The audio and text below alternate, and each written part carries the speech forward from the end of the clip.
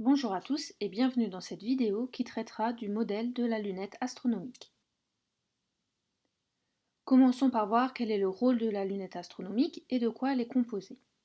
Vous le savez peut-être, le but d'une lunette astronomique est de permettre l'observation d'objets lointains en formant une image agrandie. Pour ce faire, la lunette forme une image agrandie d'un objet situé à l'infini. Pour éviter toute fatigue de l'œil par accommodation, cette image est donc formée à l'infini. Une lunette astronomique est donc formée de deux lentilles minces convergentes.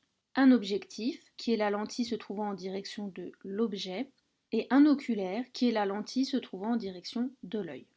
Pour former une image à l'infini d'un objet à l'infini, le foyer image de l'objectif et le foyer objet de l'oculaire sont confondus. On dit que la lunette astronomique est un système afocal.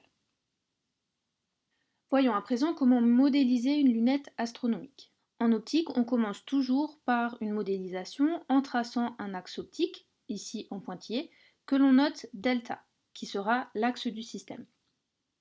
On place une première lentille mince, convergente, notée L1 et de centre optique O1, et une seconde lentille mince convergente, notée L2 de centre optique O2. L1 joue le rôle de l'objectif et L2 joue le rôle de l'oculaire. Dans notre modélisation, le sens de propagation de la lumière va donc de la gauche vers la droite.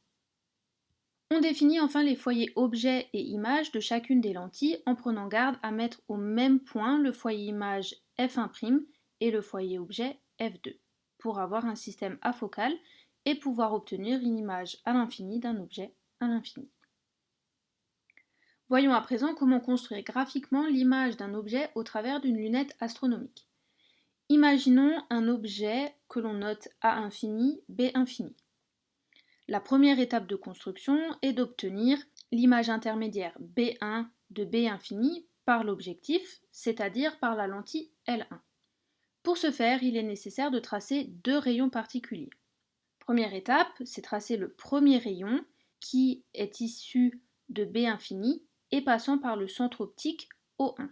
Comme ce rayon passe par le centre optique, il n'est pas dévié et arrive jusqu'à la lentille L2. Le deuxième rayon est le rayon issu de B infini et passant par le foyer objet F1. Ce rayon ressort donc de l'objectif parallèlement à l'axe optique jusqu'à atteindre l'oculaire. Le point d'intersection de ces deux rayons donne la position de l'image intermédiaire B1 de l'objet B infini. Passons à la deuxième étape de construction qui permet d'obtenir l'image à l'infini de B infini. Pour obtenir l'angle sous lequel le faisceau de lumière ressort de l'oculaire et obtenir l'angle sous lequel est obtenue l'image au travers de la lunette, on trace un rayon partant de B1 et passant par O2. Ce rayon passant par le centre optique de la lentille, il n'est pas dévié. Ensuite, on trace la partie émergente du rayon 2. Le rayon étant parallèle à l'axe optique, avant la lentille L2, il ressort en passant par le foyer image. Comme l'image doit se trouver à l'infini, les rayons émergents de la lunette doivent être parallèles entre eux, et on vérifie ici que c'est bien le cas. Enfin, on trace la partie émergente du rayon 1 de manière parallèle aux deux autres rayons. On peut alors placer B' infini et A' infini sur notre schéma. Regardons maintenant comment représenter l'entièreté du faisceau lumineux provenant de l'objet et traversant la lunette astronomique. Dans un premier temps, on trace les rayons 4 et 5 issus de B infini et s'appuyant sur la monture de l'objectif. Puis on poursuit ces rayons en passant par B1 et en allant jusqu'à l'oculaire. Troisièmement, on trace les rayons émergents de l'oculaire parallèlement aux rayons 1 et au rayon 2. Enfin, on colore le faisceau délimité par les rayons 4 et 5 s'appuyant sur les bords de la monture de l'objectif. Pour finir, résumons les notions qu'il est important de retenir. Le but d'une lunette astronomique est de former une image agrandie d'objets lointains pour permettre leur observation. Une lunette astronomique est donc constituée de deux lentilles minces convergentes, un objectif et un oculaire, et il s'agit d'un système afocal qui permet d'obtenir une image à l'infini d'un objet situé à l'infini.